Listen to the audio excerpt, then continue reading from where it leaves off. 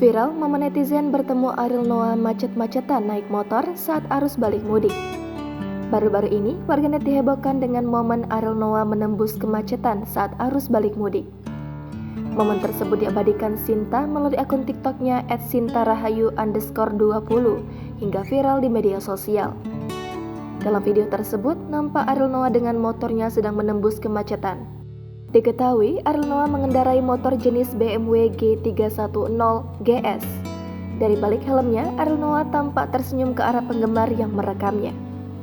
Ariel juga nampak membawa sejumlah barang di tas yang ia kaitkan di jok belakang hingga yang ia gendong. Bahkan Sinta juga sempat berbincang bersama Ariel Noah di jalan. Ariel pun tak sungkan menjawab meski sedang menembus kemacetan.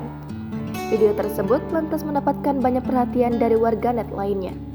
Kepada Kompas.com, Sinta menceritakan momen bertemu dengan Ariel di kawasan Padalarang, Jawa Barat saat arus balik mudik. Suami Sinta pun mengenali Ariel lewat helm yang dipakai.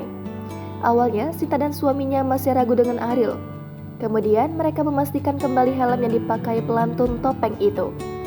Setelah mengetahui bahwa di balik helm tersebut merupakan Ariel, Sinta pun sigap langsung mengeluarkan gawainya guna merekam momen tersebut. Sinta mengakui bahwa Ariel begitu ramah meskipun tengah terkena macet dan kepanasan.